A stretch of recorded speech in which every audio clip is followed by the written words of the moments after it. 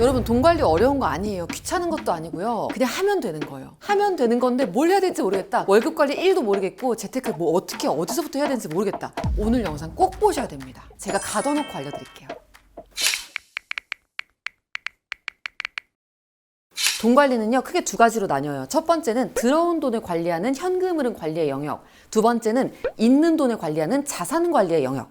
먼저 현금 흐름 관리부터 말씀드릴게요. 수입이 들어오는 날이 있죠. 돈 들어오는 날, 예를 들면 월급날, 이 월급날 기준으로 하루 이틀 이내에 목적별 통장으로 돈을 쫙쫙쫙 보내는 게 현금 흐름 관리의 기본입니다. 그렇다면 목적별 통장이 뭐냐? 이게 궁금하시죠? 여기 있습니다. 자, 목적별 통장은 이렇게 여러 가지가 있는데요. 이 중에서 가장 먼저 월급날에 돈이 가져야 되는 통장은 투자용 통장, 적금 통장, 연금 통장, 청약 통장 이렇게 네 가지예요.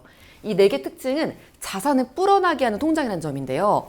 여기에 먼저 돈이 가져야 나머지에서 쓰고 이 자산은 불어날 수 있어요. 여기서 용어 통일 하나 할게요. 투자용 통장하고 적금 통장 이 두 가지로 가는 금액을 묶어서 저축 및 투자 금액이라고 앞으로 부를게요. 이 저축 및 투자로 가는 돈은 전체 내 소득의 50% 넘어야 됩니다. 사실 말이 많잖아요. 뭐 생활비를 20% 이내로 써라, 뭐 연금으로 10% 넣어라 등등등 말이 많은데 그것보다 가장 중요한 건 이쪽 저축 및 투자로 절반 이상 보내는 거. 그게 높으면 높을수록 좋지만 최소한 50%는 확보하셔야 되고 이걸 최대한 늘리기 위해서 뭐 생활비나 플렉스 이런 것들을 줄여야 되는 거예요. 이 저축 및 투자 금액에서 적금에 얼마에 넣을지 투자용 통장에 얼마에 넣을지는 본인의 선택이긴 해요. 위험 성향에 따라서도 다를 거고 목표 투자 기간에 따라서도 다를 텐데 근데 여기에서 너무 저축에만 많은 비중을 넣는 거는 비추.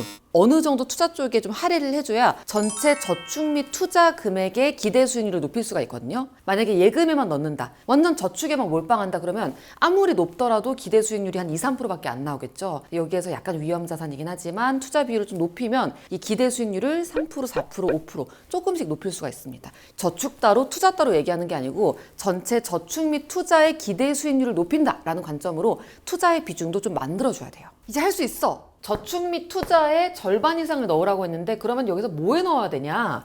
적금부터 가볼게요. 예를 들어 은행 적금 있을 수 있죠. 일반적이죠. 또 저축은행 적금, 또 정부 지원 사업도 있죠. 청년 도약계좌, 또 신년에 나온다는 것도 있죠. 청년 미래적금 등등등 굉장히 다양한 도구들이 있는데요. 이게 적금, 좀 안전하게 돈을 쌓고 싶은 사람들은 이런 선택지에 선택을 하는 겁니다. 그래서 이 중에서 뭐가 좋은지를 따져보는 거죠. 가입 가능하신 분들은 청년도약계좌나 청년미래적금 가입하셔야 되는 거고 또 은행적금 중에서 이율 높은 것들 특판 찾아다니시는 거고 저축은행 조금 더 이제 덜 안전하지만 안정성은 좀 낮지만 이율이 높은 저축은행 적금 찾기도 하고 이런 식으로 적금, 안전하게 저축하려는 분들은 이런 선택지들이 있습니다. 그 다음으로 투자용 통장 한번 세팅해 볼게요. 투자용 통장으로 활용할 수 있는 계좌는 대표적으로 여러 가지가 있어요. 대표적으로 증권사에서 가입할 수 있는 CMA, 그리고 요즘 많이들 가입하는 ISA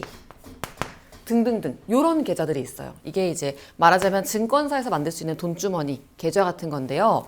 이 계좌를 만들기만 하면 끝나는 거냐? 그건 아닙니다. 만약에 투자용 통장은 개설만 하고 얼마를 그냥 넣었어. 그럼 그 돈은 그냥 약간의 이자만 더 붙는 형태로 놀고 있는 거예요. 놀리면 안 되잖아요. 투자용 통장, 증권사 일반 CMA나 YSA나 이런 쪽으로 간 돈을 굴려줘야 됩니다. 이럴 때 나오는 게 ETF 아니면 뭐 펀드 이런 상품들인 거예요. ETF 중에서도 종류가 있죠. ETF는 종합선물 세트 같은 거라고 했잖아요. 이 종합선물 세트에 뭐가 들어가 있는지에 따라서 미국 S&P 500에 주로 투자하는 스파이 여기에 나오는 거고요. 또 뭐 QQQ, 나스닥 100 위주로 투자하는 또 우리나라 코스피 200 종목에 투자하는 코덱스 200 이런 것들이 이 ETF의 종류 중에 하나입니다. 그래서 저축 및 투자로 월급의 50% 이상 보내고 저축으로는 은행 적금이라든지 저축은행 적금이라든지 이런 것 쪽으로 안전하게 돈을 쌓고 투자용 통장으로는 증권사 CMA나 IS 같은 계좌가 있는데 여기로 돈을 보내고 끝나는 게 아니라 ETF라든지 아니면 개별 주식이라든지 이런 자산에 넣어서 불리는 거예요. 그런 ETF 종류 중에서는 주식 위주로 투자하는 주가 지수 위주로 투자하는 이런 이제 대표적인 ETF도 있고 또는 금에 투자하는 ETF도 있고 달러에 투자하는 ETF도 있고 종류는 정말 다양하다. 갑자기 뭐 스파이, QQQ, 뭐 금현물 ETF 아니면 뭐 미국 국채 ETF 나오는 건요. 투자용 통장 안에서 일어나는 일이라는 거예요. ETF 관련된 자세한 내용은 여기 영상에서 한번 보세요. 이제 할 수 있어. 그리고 연금 통장하고 청약 통장으로도 돈 넣으라고 했죠. 연금은 노후를 위한 거예요. 내 노후. 나중에 소득이 없어졌을 때를 대비하는 거고요. 청약은 내 집 마련이에요. 이 투자하고 적금 드는 게 내 자산을 전체적으로 늘리는 거라면 얘네는 목적이 조금 더 명확해. 내 집 마련, 노후 이걸 위해서 돈을 넣는 거고 청약 통장으로는 월 10만 원 정도 넣으시고 연금 통장으로는 이제 연금저축펀드나 IRP 같은 연금 계좌에 월 소득의 10%. 이 정도로 넣으시면 됩니다. 그리고 또 하나 중요한 거. 이 노후 대비를 위한 연금 통장도요. 연금 계좌를 개설하고 월 소득의 10%를 넣는 것만으로는 아무 효과가 없어요. 또 넣어놓으면 돈이 놀고 있는 거예요. 또 그냥 쉬고 있는 거예요. 이 연금 계좌 안에서도 돈을 굴려줘야 됩니다. 여러 가지 상품 투자할 수가 있어요. 뭐 ETF나 펀드, 다양한 자산에서 돈을 굴릴 수가 있는데 뭘 해야 될지 모르겠다면 TDF 한번 알아보세요. TDF, ETF라고 해서 타깃 데이트 펀드, 특정 시점, 내 은퇴 시점을 목표 시점으로 탕 꽂아놓고 그때에 맞춰서 자동으로 자산 배분을 해주는 그런 ETF가 있습니다. TDF는 여기 연금 계좌 쪽에 등장하는 키워드다. 기억하시고요. 자, 이렇게 4개의 통장으로 돈을 싹 보냈으면 이제 돈을 써야죠. 우리가 가장 일상적으로 많이 쓰는 통장, 생활비 통장. 여기서 주의를 하셔야 됩니다. 크게 2가지 지출이 여기서 발생을 해요. 첫 번째는 숨만 쉬어도 나가는 돈, 고정비. 두 번째는 우리가 머리에 힘 깍 주면 줄일 수 있는 비용, 변동비. 이 둘 다 잘 줄여야 돼요. 고정비도 먼저 잘 줄여놔야 장기적으로 많은 돈을 아낄 수 있다고 얘기를 하고요. 변동비는 예산 짜가지고 돈 줄이라고 할 때 이 변동비 부분을 많이 줄이라고 얘기를 합니다. 보통 월급쟁이 재테크, 지출 줄이는 방법, 무슨 챌린지, 무지출 챌린지 이런 거 할 때 여기서 돈 관리하는 걸 얘기하는 거예요. 지출 통제 하는 거고요. 이 생활비 통장은 남은 돈 안에서 잘 쓰는 것도 중요한데 그걸 잘 조절하려면 체크카드를 쓰셔야 됩니다. 여기서 등장하는 금융상품이 체크카드. 이 생활비 통장은 체크카드로 써야 됩니다. 체크카드. 신용카드, 체크카드, 현금영수증 막 여러 가지 수단들이 있잖아요. 근데 체크카드로 써야 생활비 통장에 돈이 얼마 남았는지 다 이제 인지하면서 쓸 수가 있어요. 생각보다 이게 중요합니다. 신용카드로도 할 수 있지 않나? 신용카드 선결제 하는데 물론 그렇게 할 수 있죠. 근데 가장 쉬운 수단, 가장 효율적으로 내 돈 관리를 할 수 있는 수단이 체크카드라는 거예요. 지출 관리를 할 수 있는 가장 효과적인 수단이 이 체크카드로 생활비 통장 안에서 쓰는 거 정리하면요. 저축 및 투자로 월급의 50% 보내고 남은 돈을 생활비 통장에서 체크카드로 쓰는 것만 해도 돈 관리 다 한 거예요. 뒤에 할 필요가 없어요. 이 체크카드로 쓰는 거 예산 내에서 쓸 수 있게 하는 마법의 도구. 너무 쉽다. 너무 재밌다. 이게 진짜 중요합니다. 생활비 통장은 체크카드로 쓰기.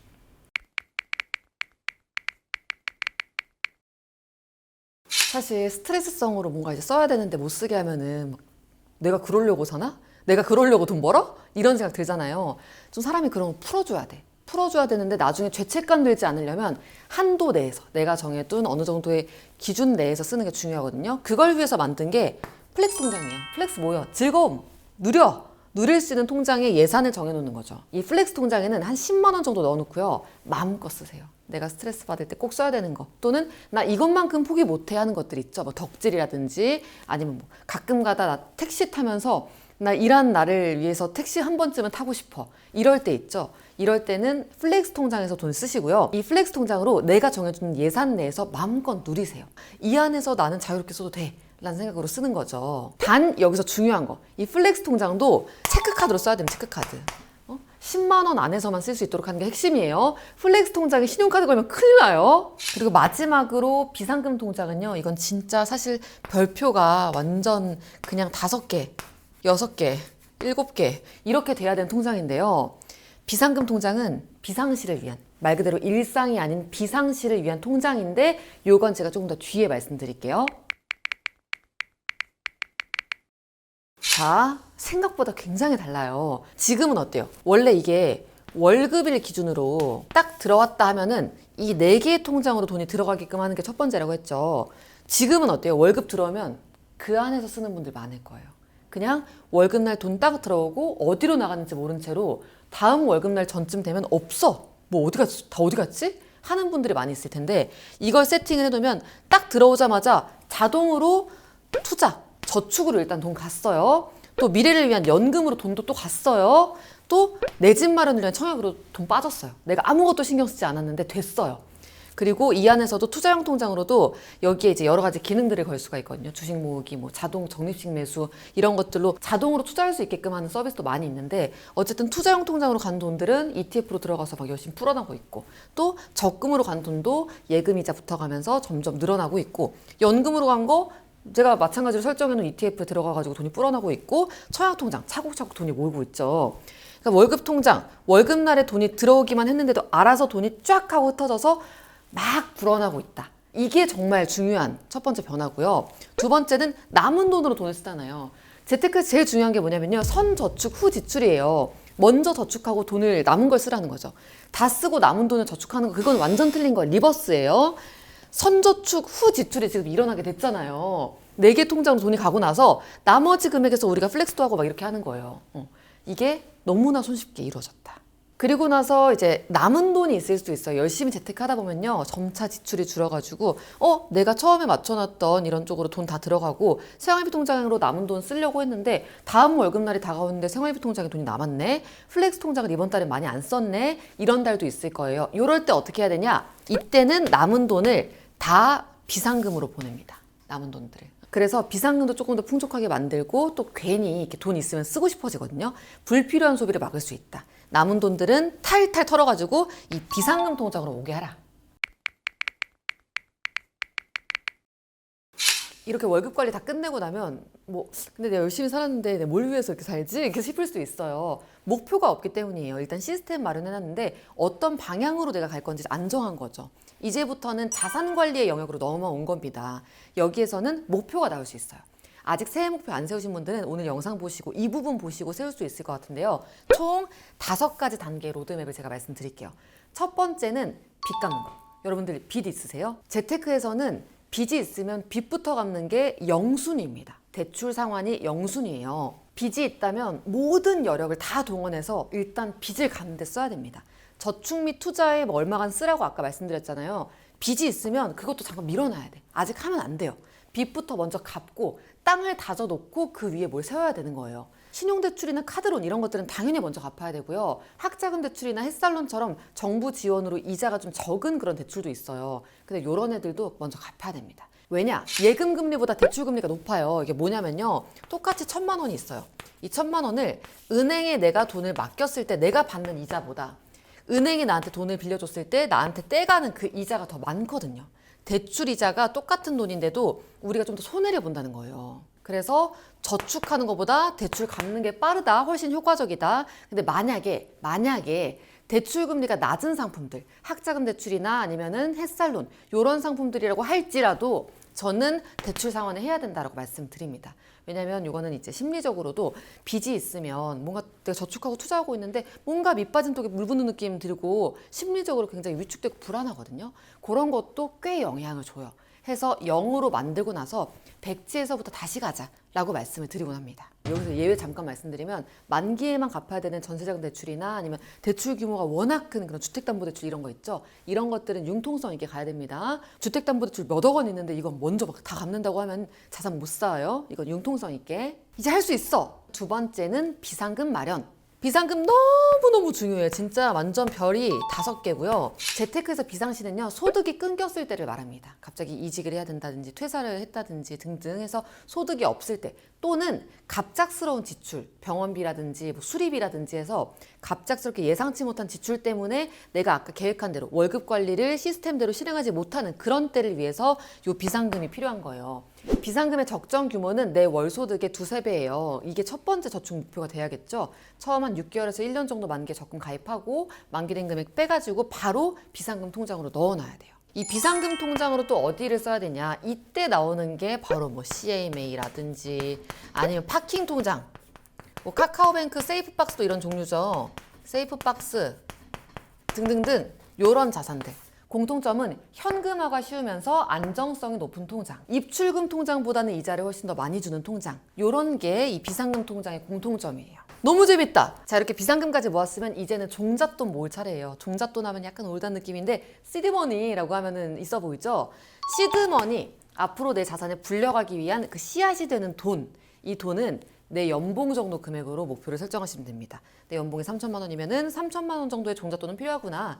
5천이면 5천만 원 정도, 1억이면 1억 원 정도, 요 정도를 종잣돈을 위한 첫 번째 목표를 딱 잡으시면 됩니다. 근데 연봉이라는 건 내 1년 동안 받는 돈이잖아요. 내가 1년 동안 버는 돈만큼 모으려면 시간이 좀 걸리겠죠. 그래서 아까 말씀드린 월급 관리 방법에서 몇 퍼센트를 저축 및 투자에 써라 라는 말씀 드렸는데, 그 퍼센트가 높을수록 기간을 단축시킬 수가 있습니다. 50% 정도, 월 소득의 50%를 저축만 해도 2년이면은 다 모으죠, 연봉을. 그리고 뭐 70%면 더 빨리 모을 것이고, 이런 식으로 저축 및 투자 금액을 늘려갈수록, 그리고 그 기대 수익률을 높여갈수록 요 연봉만큼 만드는 기간은 짧아질 수 있습니다. 물론 하이리스크 하이리턴. 어쨌든 시드머니 만드는 건 시간이 걸린다는 거, 이 점은 꼭 기억을 하시고요. 이 기간 동안에 우리는 여러 가지 자산을 써야 됩니다.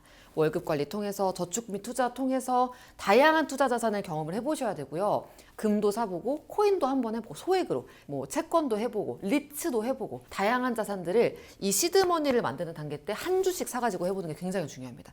투자는 자산, 시드도 중요하지만 경험과 지식도 중요하거든요. 이 경험을 쌓는 게 필요한 거예요. 한 주씩 사보시고, 지식 부문, 책도 많이 읽으세요. 근데 이 자산을 내가 내 돈 주고 한번 사봐야 책을 읽어도 쏙쏙 들어오거든요. 금 투자해서 한번 잃어봐야 그 금 관련된 책이 막 눈에 들어오는 거예요. 경험, 자산을 한꺼번에 쌓는 기간이 이 시드머니 만드는 기간입니다. 한 몇 년 걸릴 거예요. 그래서 시드머니를 만드는 과정에서는 지식도 쌓고 자산도 쌓고 경험도 쌓고 여기까지 집중을 했다면, 그 다음에는 이제 포트폴리오로 넘어가 줘야 됩니다. 포트폴리오는 내 자산을 내가 선택한 기준에 맞춰서, 비중에 맞춰서 관리하는 걸 뜻해요.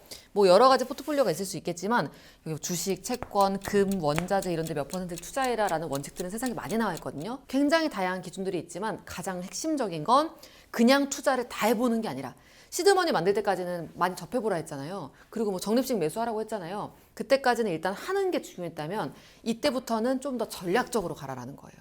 포트폴리오적 관점으로 사고하라. 모든 것은 나의 큰 원칙 아래, 저축 및 투자라는 관점에서, 전체 포트폴리오를 보는 관점에서 이 포트폴리오의 전체 수익률을 높이기 위한 전략적 분산 투자가 이때부터 필요해지는 겁니다. 좀 어렵죠?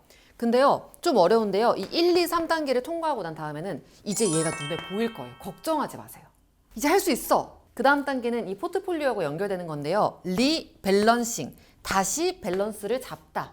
내가 기존에 정했던 그 자산 배분의 원칙 있죠. 이거에 맞게끔 자산 구성을 다시 순서를, 밸런스를 맞춰주는 거예요. 처음에는 주식 채권 비중을 5대5로 시작했는데, 이게 주식이 너무 올라가지고 주식이 7이 되고 채권이 3이 됐다? 넘친 만큼 매도하고 채권을 더 사고, 이런 식으로 밸런스 맞춰주는 거죠. 아니면 선수 교체를 할 수 있어요. 이 포트폴리오 안에서 원래는 이 위험 자산의 대표 주자가 코덱스 200, 코스피 추종하는 ETF였는데, 내년부터는 코스닥이 잘 나갈 것 같은 거예요. 그러면 코덱스 200은 팔고 코스닥 관련된 ETF를 사가지고 이걸 맞춰줄 수도 있는 거죠. 리밸런싱은 반기에 한 번 정도 하면 딱 좋거든요. 가장 핵심은 리뷰를 하고 다음 반기를 위한 전략을 세우고 실행한다. 여기에 있습니다. 이 4, 5단계를 할 때쯤엔요, 목표 금액을 정해놓는 것도 좋아요. 언제까지 1억 원 만들기, 2억 원 만들기, 이렇게요. 말씀하신 것처럼 살면서 큰 돈 드는 몇 가지 일들이 있어요. 내 집 마련하고, 뭐 결혼하고, 노후 대비하고 등등등 여러 가지가 있는데, 이 두 가지하고 다 연결되는 거예요. 일단 우리가 월급 통장에서 1, 2일 이내에 이런 것들로 다 돈이 가게끔 했죠. 그리고 이 투자, 적금 합쳐가지고 저축 및 투자라고 불렀잖아요. 연금이랑 그리고 청약이랑 따로 가고, 일단 첫 번째 노후 대비부터 말씀드리면, 우리 월 소득의 10%를 연금 계좌에 넣기로 했거든요. 이걸로 노후 대비 끝이에요. 물론 연금 계좌에 넣고 끝나는 게 아니고 TDF라든지 이런 걸로 돈을 좀 굴리기로 했지만, 그거를 2030 때 해놓기만 해도 나중에 노후에, 정년 이후에 소득이 끊겼을 때 연금으로 충분히 안정적으로 살 수 있습니다. 이거 우리 이미 대비 끝났어요. 노후 대비는 끝! 그리고 청약, 내 집 마련의 방법 중에 하나죠. 이 청약도 월 10만 원씩 넣기로 했잖아요. 우리가 이 자산관리 로드맵에 따라서 동시다발적으로 가는 거예요. 이거에 따라서 시드머니를 만들 때쯤 되면 한 3에서 5년 정도 우리가 돈을 많이 이제 굴렸을 텐데, 그쯤 되면 청약금은 360에서 한 600만 원 정도 모였을 거예요. 이 정도면 민영주택 기준으로 전국에 있는 모든 아파트에 청약을 넣을 수 있습니다. 물론 이제 청약 예치금만 준비되는 게 아니고 계약금과 여러 가지 여윳돈이 있어야 됩니다만, 최소 금액은 맞출 수 있다는 거죠. 이거는 청약은 대비해놨고, 결혼이라든지 매매 같은 경우 있죠. 아니면 뭐 전세라든지 복립이라든지 여러 비용 드는 이벤트들. 이거는 어떻게 되냐. 매매 같은 경우에는 금융자산을 부동산 자산으로 바꾸는 거기 때문에 대출을 끼고 바꾸는 거기 때문에 조금 성격은 다르지만 어쨌든 일시적인 비용이 많이 나가는 이벤트입니다. 결혼 같은 경우에는 하기 전까지 돈이 많이 나가죠. 뒤에 좀 들어오긴 하지만 결혼 전에 돈을 쓸 일이 굉장히 많은데요. 이걸 고려해서 저축 및 투자금으로 우리 돈 열심히 굴리고 있었잖아요. 포트폴리오 만들고 있었잖아요. 여기서 일부를 현금화를 시켜 놓습니다. 최소 한 6개월에서 12개월 정도 전에는 갑자기 주식으로 돈 날려가지고 결혼식 미룰 수는 없잖아요. 돈 있어야 되잖아요. 이걸 위해서는 포트폴리오에서 일정 자산을 현금성 자산으로 안전하게 바꿔놓는 게 좋습니다. 이렇게 대비하는 거고요. 또 매매나 전세 독립 같은 경우에도 어느 정도 내 현금이 필요해요. 보통은 대출 받고 가는 거잖아요. 이것도 내 포트폴리오에서 일부 자산을 현금화해서 가시면 됩니다. 그리고 여기서 주의할 건요. 이 매매할 때 대출할 때도 많이 따지잖아요. 그냥 내 돈 현금으로 100% 가는 게 아니고 내 집 담보로 대출 받아가지고 큰 돈 대출 받아가지고 장기간에 걸쳐서 갚는 거잖아요. 이때 또 현금이 충분히 마련돼 있지 않으면 그러니까 내 포트폴리오 너무 쪼개고 싶지 않아, 헐고 싶지 않아 가지고 현금 너무 찌끔 들고 대출 이만큼 받으면 또 대출 상환 있잖아요. 대출 상환 엄청 많이 해야 되거든요. 그러면 이 1번에서의 저축 및 투자가 또 미뤄지는 거예요. 이러면 안 되기 때문에 이 매매 같은 거 할 때 또 청약으로 내 집 마련 같은 거 할 때는 최대한 그래도 적정 수준으로 내 현금 자산은 마련해놔야 된다. 뭐 이런 거는 기억하셔야 되고. 그래서 결혼, 매매, 전세 독립, 청약, 노후 대비 이런 것들이 우리가 오늘 얘기한 현금 흐름 관리하고 자산 관리 로드하고 다른 얘기가 아니다. 다 엮이는 거다. 이런 걸 말씀드리고 싶습니다. 오늘 숙제 내기 전에 얘기한 것들 정리 좀 해볼게요. 돈 관리라는 건 크게 두 가지로 나뉜다. 들어오는 돈을 관리하는 현금 흐름 관리, 월급 관리, 그리고 있는 돈을 관리하는 자산 관리. 여기에도 단계가 있다. 로드맵까지 말씀을 드렸고요. 현금 흐름 관리는 월급 통장에 돈이 들어오면은 하루 이틀 이내에는 투자, 저축, 연금, 청약으로 돈이 쫙 빠져나가야 된다 말씀드렸고요. 그렇게 4개의 통장으로 돈이 간 다음에는 남은 돈으로 생활해야 된다. 생활비 통장으로 돈을 써야 되고 이거는 체크카드. 별표 5개 드렸죠. 체크카드로 써야 된다. 또 내가 너무 참지 못할 유혹이 너무 큰 또는 그걸 써야만 하는 그런 지출이 있다면 플렉스 통장에 한 10만 원 정도 넣어놓고 쓰시라고 했고요. 요것도 체크카드 쓰시라고 했고 비상금 통장은 자산관리 로드맵하고 이어지는 내용으로 제가 설명을 했었습니다. 이건 꼭 있어야 되는 통장이다 라고. 생활비 통장에서 남는 돈은 비상금 통장으로 이체해라 라고도 말씀드렸고요. 자산관리 로드맵으로 와서는 크게 대출이 있으면 먼저 갚고 그 다음에 내 월급에 2-3달치 정도의 비상금 만들고 내 연봉 수준의 시드머니를 마련하고 이걸 점차 키워가면서 키워가는 동안 자산도 쌓고 지식도 쌓고 경험도 쌓고 다 해보시라고 말씀드렸고 이렇게 조금씩 약간 연습처럼 이렇게 한 다음에는 그 다음에는 포트폴리오 관점으로 투자를 하셔야 된다라고 말씀드렸습니다. 저축 및 투자라는 게 여기서는 이제 좀 기계적으로 가는 것처럼 말씀드렸지만 이 포트폴리오 차원에서는 그냥 저축 및 투자라는 게 아니라 저축 및 투자라는 행위를 통해서 만들어진 내 포트폴리오를 얼마만큼의 기대 수익률을 향해서 가게 할 것인가 그 자산 비중을 어떻게 나눌 것인가 라는 기준을 갖고 접근을 하시라고 했고요. 이후에는 단기마다 리밸런싱 밸런스를 다시 맞추는 과정으로 내 포트폴리오를 점검하고 그 다음 분기를 위한 전략을 세우고 실행하라고 말씀을 드렸어요. 돈 관리 굉장히 복잡한 것 같지만 들어온 돈 관리하는 거, 있는 돈 관리하는 거, 생애 주기적인 이벤트도 다 연결된다고 했죠. 뭐 결혼, 내 집 마련, 청약, 노후 대비 이런 것들 다 이 안에서 할 수 있고 특히 연금은 노후 대비, 청약, 내 집 마련, 저축 및 투자로 우리가 만든 포트폴리오를 잘 헐어가지고 결혼이나 매매나 전세 독립 자금으로 쓸 수 있다라고 설명드렸습니다. 요즘 ETF 엄청 찾잖아요. 근데 알고 사셨어요? 스파이, 큐큐큐, 슈드 이런 거 얘기하면 귀가 쫑긋한데 뭔지 몰라. 뭔지 모르고 일단 사는 거예요. 근데 ETF도 알고 나면 진짜 쉬워요. 이 영상 끝까지 보면요. 완전 다 이해할 수 있습니다. ETF는 상장 지수 펀드란 뜻이에요.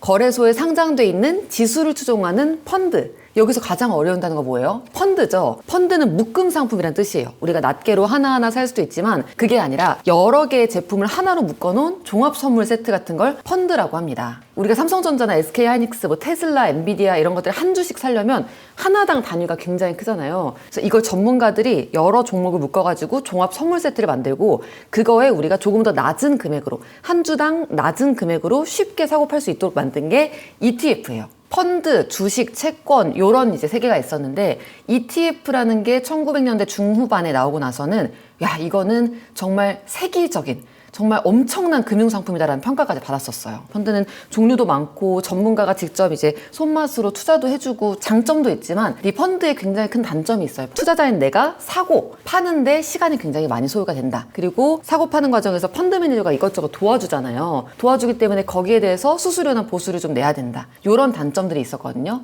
이 단점들을 해소하기 위한 장치가 뭐가 있을까 고민을 하다가 아예 펀드 종합 선물 세트를 주식시장, 거래소에 상장시켜버린 게 ETF라는 거예요. 그래서 ETF는 펀드의 성격은 있지만 사고 파는 게 일반 주식들 사고 파는 것처럼 굉장히 작은 단위로 투자할 수가 있고 또 거래가 굉장히 빨라요. 주식처럼 장이 열려있는 시간에 샀다 팔았다를 빠르게 할 수 있고 또 수수료도 낮고 이런 장점이 있습니다.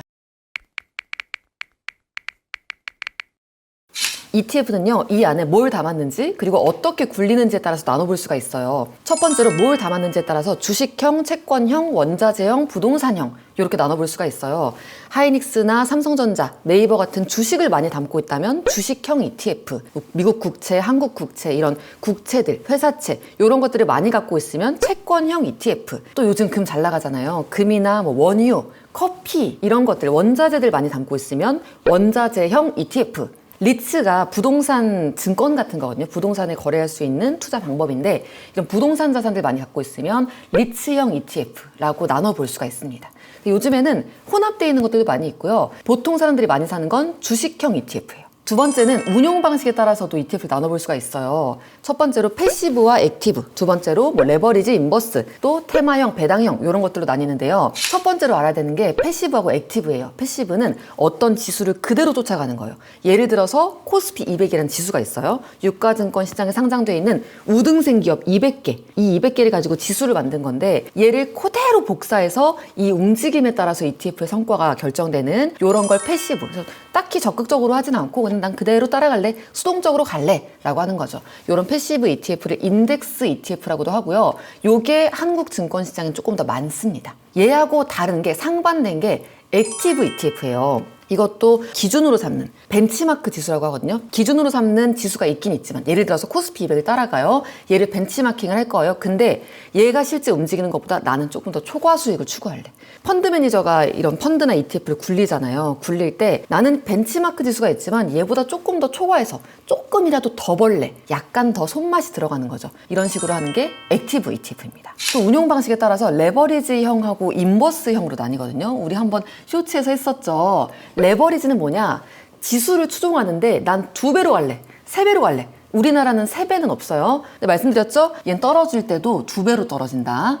다음은 인버스. 인버스는 청개구리 ETF예요. 시장이 오를 때 나는 돈을 잃고 시장이 떨어질 때 나는 돈을 버는 구조입니다. 예를 들어서 하락장이다라고 하면 인버스 ETF에 투자하는 투자자들이 늘 수 있어요. 근데 이것도 마찬가지로요. 노래 잘 부르는 사람이나 악기 잘하는 사람들도 정박으로 하는 게 표준이고 엇박으로 재즈 넣는 사람들을 고수잖아요. 엇박이 어려워요, 여러분들. 인버스로 돈 벌려고 했다가 널뛰기를 이렇게 같이 이렇게 뛰어야 되는데 같이 뛰고 있을 수가 있어. 이러면 망하는 거잖아요. 인버스도 굉장히 어렵고 좀 위험한 투자 방법이다 말씀드리고요. 그래서 뭔가 위험을 해치하고 싶을 때 너무 난 시장 상승에만 베팅하고 있어 라고 한다면 인버스도 살짝 넣는 정도로 조미료 정도로 넣는 건 방법일 수도 있습니다. 테마형과 섹터형, 지금까지는 특정 지수, 코스피라는 시장 전체에 나스닥이라든지 시장 전체에 S&P 500 같은 어떤 큼직큼직한 지수에 투자하는 걸 위주로 설명을 드렸다면요. 특정 테마, 업종, 섹터 위주로 투자하는 ETF도 있습니다. 예를 들어서 전력기기 ETF, AI ETF 이런 것들은 AI라는 산업의 밸류체인이라고 하죠. 이 산업에 속해 있는 여러 기업들을 모아놓은 종합 선물 세트를 뜻하고요. 전력기기라고 하면은 이 AI 관련된 전력 인프라 산업에서 종사하고 있는 여기서 돈을 버는 기업들을 묶어놓은 종합 선물 세트라고 보면 됩니다.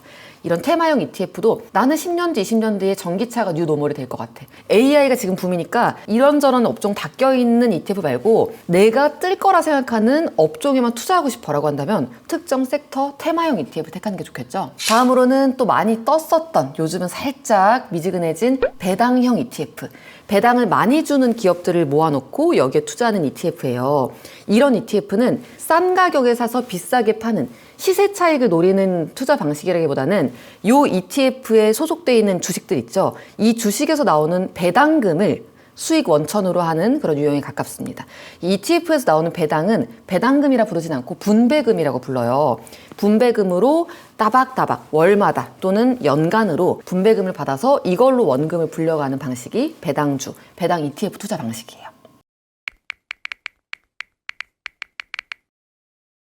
자, ETF는 이름이 어렵긴 한데요. 제곱내, 제목이 곧 내용이다. 끊어읽기 하면 다 알 수 있습니다. 예를 들어서 코덱스 200, 코덱스 끊고 200을 해석해야 되고요. 에이스 차이나 AI 빅테크 탑2 플러스 액티브 너무 길잖아요. 에이스 끊고 차이나 끊고 AI 끊고 이런 식으로 끊어읽기를 하면 내용을 다 알 수 있습니다. 여기서 가장 눈에 띄는 거 앞에 있는 용어부터 설명해 볼게요. 코덱스, 라이즈, 타이거 이런 명칭으로 보통 ETF가 시작하잖아요. 맨 앞에 있는 이 단어는 브랜드명입니다. 아파트도 삼성에서 만든 레미안, GS건설에서 만든 자이 이렇게 아파트 브랜드들이 있잖아요. 자산운용사별로 ETF도 브랜드가 있어요. 삼성 자산운용은 코덱스, 미래에셋 자산운용은 타이거, KB 자산운용은 라이즈, 그리고 한화 자산운용은 플러스 이런 식으로 브랜드명이 맨 앞에 붙습니다. 그래서 코덱스 200이다 하면은 코스피 200 같은 거 아니야? 비슷할 수 있는데 코덱스, 삼성 자산운용에서 나온 어떤 ETF구나 라고 해석을 하시면 돼요. 대표적인 것들 볼게요. 방금 말씀드린 코덱스 200은 코스피 200 지수, 코스피 유가 증권 시장에 상장되어 있는 수많은 종목들 중에 시가총액 기준으로 상위 200개 기업, 여기에 투자하는 국내 대표 ETF입니다. 근데 앞에 코덱스가 있죠. 삼성 자산운용에서 운용하고 있고요. 또 다른 자산운용에서도 비슷한 거 많이 있어요. 코덱스 200 같은 것들이 있는데 가장 유명하고 거래량이 많은 건 코덱스 200. 타이거 미국 나스닥 100, 이것도 많이 요즘 사세요. 타이거 뭐라고 했죠? 미래에셋 자산운용, 미국 나스닥 시장에 상장되어 있는 이란 뜻이고 100개 기업. 나스닥에도 수많은 종목들이 있잖아요. 여기서 이제 큼직한 기업들 100개만 꼽아가지고 얘네를 종합 선물 세트로 만든 게 바로 타이거 미국 나스닥 100이다 라고 보시면 됩니다.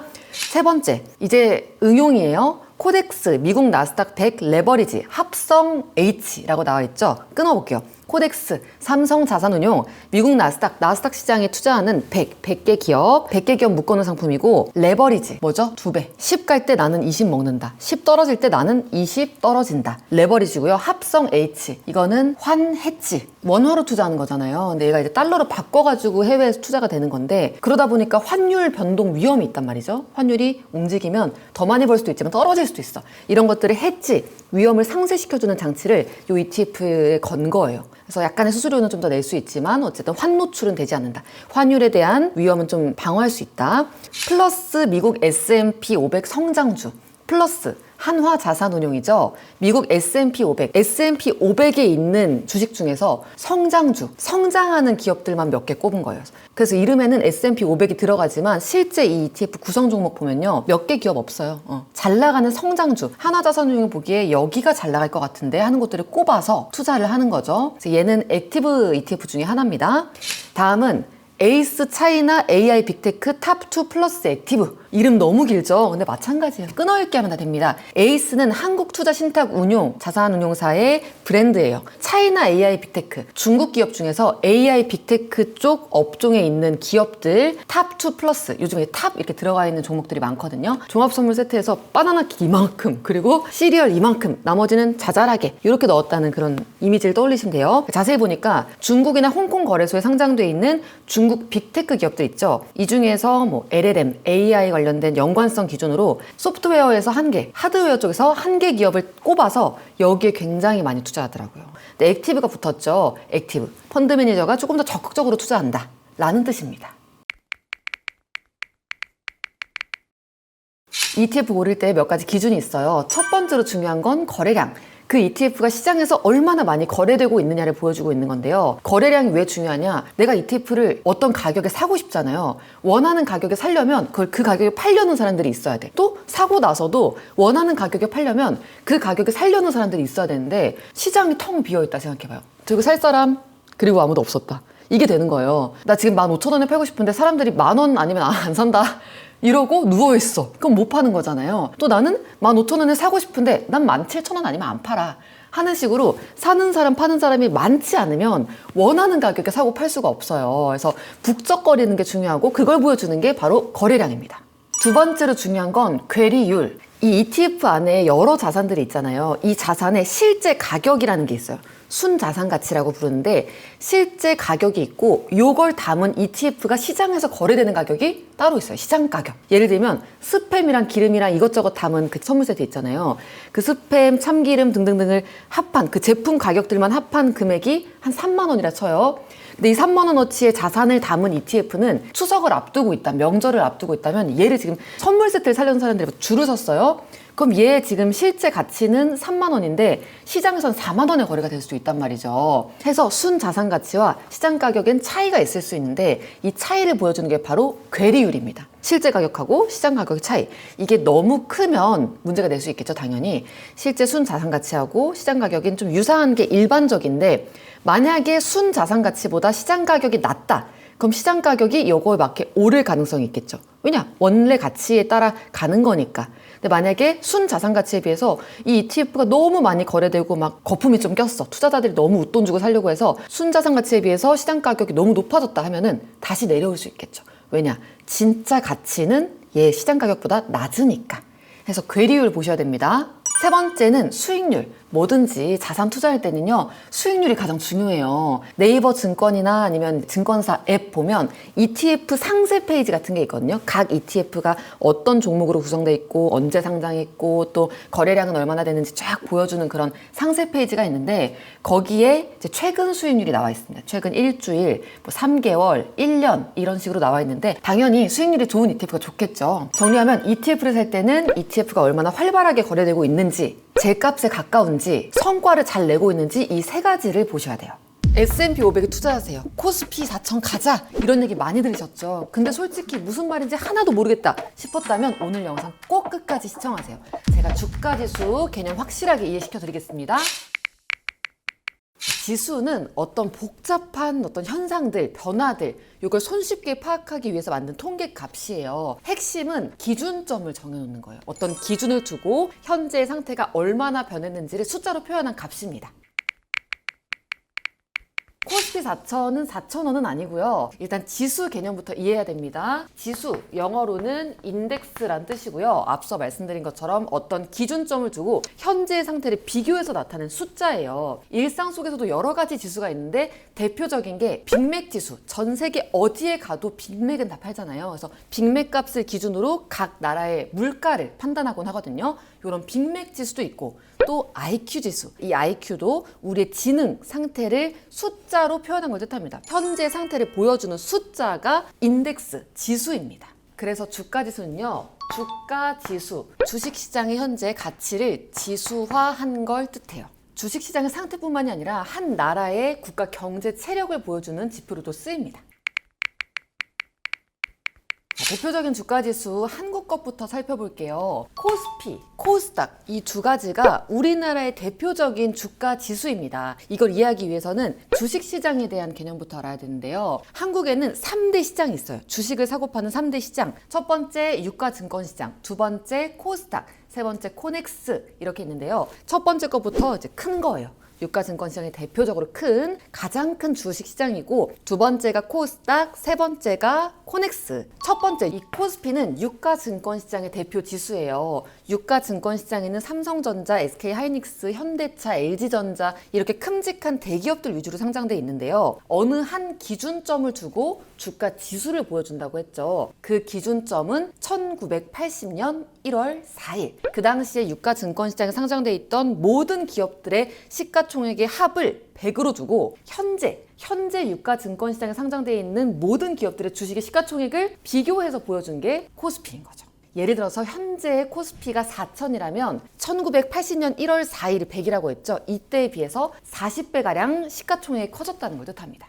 코스닥은 미국의 나스닥 시장을 벤치마킹 해가지고 만든 주식시장인데요. 여기에 그 주가지수가 코스닥이고요. 이제 코스피하고 다르게 이름이 같죠. 시장의 이름하고 지수 이름하고 같은 거예요. 이 코스닥 시장에는 IT, 바이오, 벤처기업 이런 곳들 위주로 조금 더 중소, 벤처, 모험심 있는 성장성 있는 그런 기업들 위주로 상장되어 있는데요. 여기도 마찬가지입니다. 1996년 7월 1일을 기준점 1000으로 두고 현재 가치를 보여주는 걸 뜻해요. 왜 갑자기 1000이지? 궁금하시죠? 코스닥 지수도 100을 기준으로 잡고 현재를 보여줬는데 2000년대 초반 너무 코스닥이 망한 거예요. 폭망, 닷컴 버블이 뻥 터지면서 주가 지수가 막 30 몇 가지 내려앉으면서 야, 이거는 한 나라의 주가 지수라고 보기에는 너무 낮지 않아? 하고 공을 하나를 더 붙여버립니다. 그러면서 이 코스닥 지수는 코스피하고 다르게 과거 어떤 시점을 1000으로 두고 현재를 보여주는 거예요. 지금 아직 코스닥 지수 1000 못 넘었죠. 그러니까 기준 시점보다 더 작은 거예요, 시총이. 정리할게요. 코스피는 유가증권 시장의 주가 지수고요. 코스닥은 코스닥 시장의 주가 지수입니다. 코스피는 기준점을 100으로 하고 코스닥은 기준점을 1000으로 둬요. 그 기준점에 비해서 현재 시가총액이 많이 커졌는지 작아졌는지 볼 수 있다는 거죠.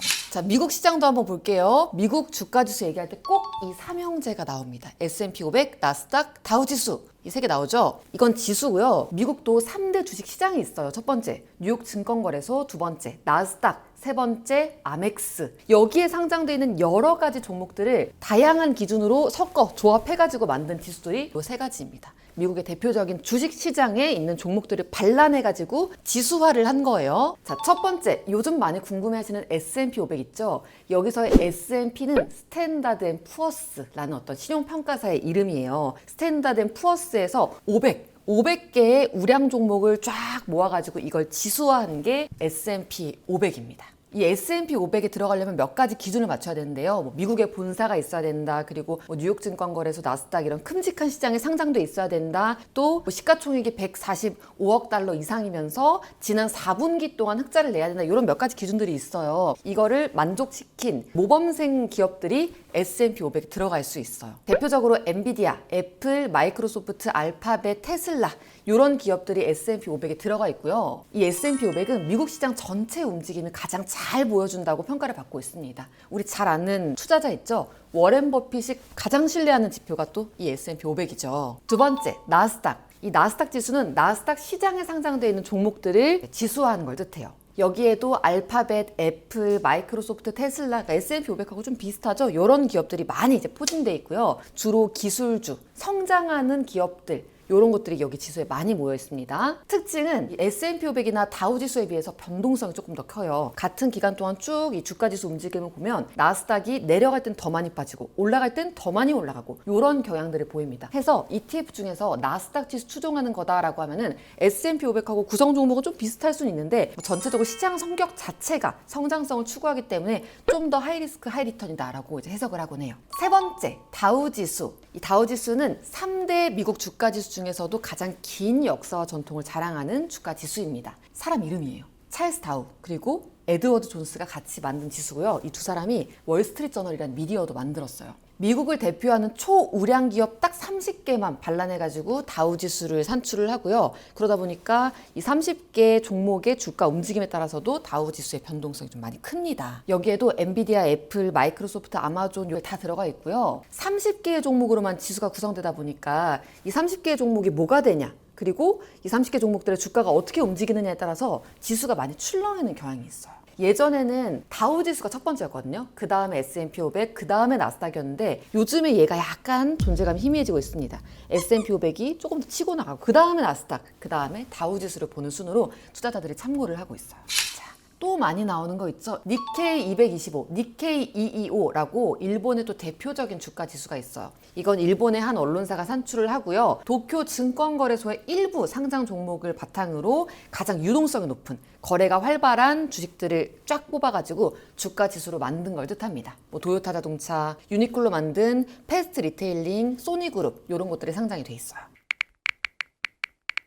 그쵸? 지수는 숫자인데 어떻게 숫자에 투자하지? 생각이 들죠? 맞아요. 지수 자체에 투자할 수는 없고요. 지수에 투자한다는 거는 그 지수에 이제 여러 개의 종목들이 각자의 비중을 갖고 이제 존재할 거 아니에요. 시가총액에 따라서. 이거를 그대로 복제한 종합 선물 세트 같은 어떤 펀드나 ETF에 투자한다는 걸 뜻합니다. 이런 종합 선물 세트가 많이 시장에 나와 있어요. 대표적인 게 코덱스 200. 코덱스 같은 건 브랜드명이다. 삼성 자산운용에서 만든 ETF에 붙는 브랜드 명이고 코덱스 200은 코스피에 상장되어 있는 수많은 종목 중에서 1등부터 200등까지 딱 잘라서 이 기업들만 가지고 ETF로 만든 종합 선물 세트를 뜻합니다. 그래서 코덱스 200을 딱 한 주만 사더라도 200개 기업에 조그맣게 다 투자하게 되는 거예요. 삼성전자, SK하이닉스, 현대차 이런 것들에 다 조금씩 0.00 몇 주씩 사게 되는 거죠. 또 또 스파이, 여러분들 많이 궁금해하시는 스파이, QQQ 이런 것들은 스파이는 S&P 500에 들어가 있는 종목들을 쫙 그대로 거의 추종을 하는 거고 QQQ는 나스닥에 상장된 종목들 중에서도 나스닥 100개의 이제 상위 기업들 여기에만 투자하는 게 또 QQQ죠. 그래서 보통 ETF를 뜯어보면 얘는 S&P 500을 추종해, 얘는 나스닥 100을 추종해 이런 얘기들이 있을 텐데 그 추종한다는 게 이 지수를 그대로 복제한 ETF 상품이다 라는 뜻입니다. S&P 500은 그냥 주가 지수, 가만히 멀뚱멀뚱 주가 지수, 숫자 그 자체고요. 여기에 있는 것 중에서 스파이라고 하는 ETF는 S&P 500 지수 자체를 따라가는 ETF를 뜻해요. 얘를 어떤 숫자로 보여주는 게 주가 지수, 얘를 그대로 복제해가지고 ETF로 만드는 게 있는데 그 중에서 내용물이 S&P 500인 ETF 중에 하나가 스파이인 거죠. 이 S&P 500을 똑같이 종합선물 세트로 만들었는데 이걸 굉장히 다양한 베리에이션을 넣을 수가 있어요. 우리나라 그 미래에셋 자산운용 같은 곳에서 만든 타이거가 미래에셋 브랜드죠. 타이거 S&P는 또 그만의 레시피가 있고 똑같이 카레를 만들더라도 뭐가 들어가는지 얼마나 들어가는지 다른 것처럼 각 자산운용사가 자기네 나름대로 레시피를 좀 바꾸거든요. 나는 S&P 500 그대로 따라가지 않을래. 우리는 그 중에서도 상위 몇 개 기업에 좀 더 비중을 둘래 라고 할 수도 있고 우리는 S&P 500을 따라가되 좀 더 배당 성향이 높은 기업들 위주로만 모아놓을래 하는 것들도 있고 그 ETF가 어디서 출시했는지 그리고 어떤 전략을 쓰는지에 따라서 똑같은 S&P 500을 추종하더라도 성과가 다를 수가 있습니다. 결과적으로는 S&P 500 안에 들어간 기업에 투자한다는 건 같아요. 근데 어떤 전략으로 어떤 운용사가 하느냐 이게 다른 거죠. 아하, 투자할 때 개별 종목을 찾아서 투자하는 거하고 지수에 투자하는 거하고 많이 비교를 해요. 이거 관련돼서는 격언들이 많이 있습니다. 제가 가장 인상 깊었던 건 존 보글이라고 해서 인덱스 펀드를 만든 사람이 이런 말을 남겼어요. 건초 더미에서 바늘을 찾으려고 하지 마라. 차라리 그 건초 더미를 사라. 이 바늘 하나가 의미하는 게 개별 종목이죠. 개별 종목을 내가 직접 발굴해서 이거 오를 거야, 이거 오를까? 하면서 찾는 시간과 노력을 들이느니 차라리 시장에서 잘 모아준 그 우량 기업이야 성장 가능성 있는 곳들 모아놓은 거야 이런 곳에 그냥 같은 돈을 투자하는 게 낫지 않냐는 얘기예요. 실제로도 이 지수에 투자하는 게 개별 종목 투자하는 것보다 낫다라는 연구 결과는 굉장히 많이 있습니다. 대표적인 사례가 워렌 버핏의 내기. 워렌 버핏이 한 헤지 펀드 매니저하고 내기를 건 적이 있습니다.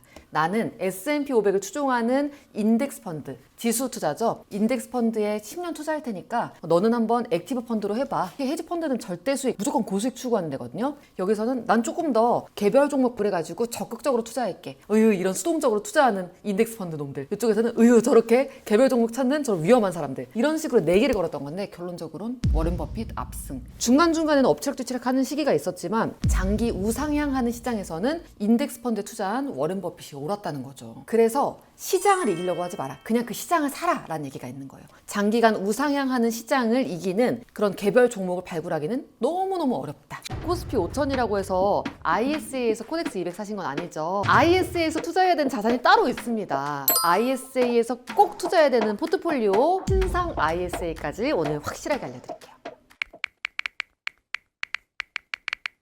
여러분 ISA에 관심 갖는 분들 많이 계시죠? ISA 막 여기저기 홍보도 많이 하고 영상도 많이 나오고 해가지고 나도 가입했어, 나도 ISA 잘 쓸래 하시는 분들 많이 계시는데 ISA가 뭔지 정확히 모르시는 것 같은 분들 좀 있어요.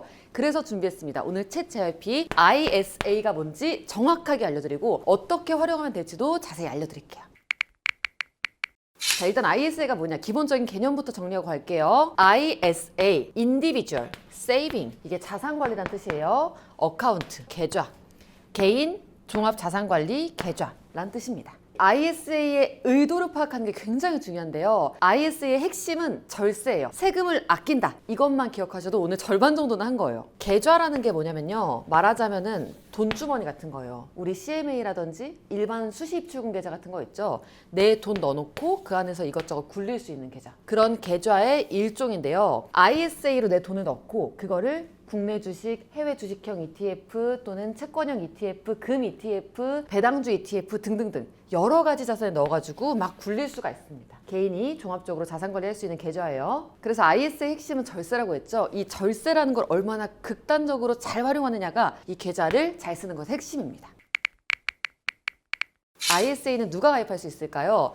누가 가입할 수 있는지에 따라서 일반형과 서민형으로 나뉘는데요. 일반형은 소득이 있거나 없거나 다 괜찮아요. 소득이 없어도 가입할 수 있습니다. 만 19세 이상이면 일반형 가입할 수 있고요. 근로소득이 있다면 만 15세 이상 이런 분들도 가입할 수 있어요. 중요한 건 서민형이에요. 우리 ISA 계좌의 핵심은 절세라고 했죠. 서민형에 가입하면 이 절세 혜택을 조금 더 받을 수 있습니다. 서민형 같은 경우에는 그 근로소득, 일반 직장인분들 있죠. 월급 받는 분들, 그런 분들은 근로소득이 5천만 원 미치면 서민형 ISA에 가입할 수 있고요. 종합소득, 아르바이트를 한다든지 프리랜서라든지 이런 분들 계시죠. 이런 분들은 연 단위로 3,800만 원 미치면 이 서민형 ISA에 가입할 수 있습니다. 가능하다면 가입할 때는 서민형으로 가입하시는 게 엄청 유리해요. ISA 가자! 이 ISA 계좌에는 유형이 있어요. 아까 누가 가입할 수 있는지에 따라서 일반형하고 서민형 말씀드렸죠. 그것 말고 가입할 때 선택지가 3가지가 더 있습니다. 첫 번째는 신탁형 ISA, 두 번째는 일임형 ISA,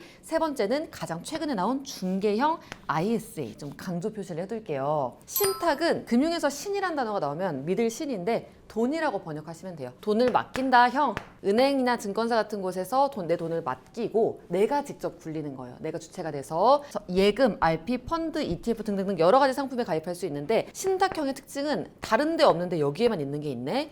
예금. 예금은 여기서 가입할 수 있습니다. 나는 투자만 하는 게 아니고 저축도 하고 싶어. 예금처럼 안전하게도 굴리고 싶어 하시는 분들은 이 신탁형을 선택을 하셔야 돼요. 두 번째, 일임형.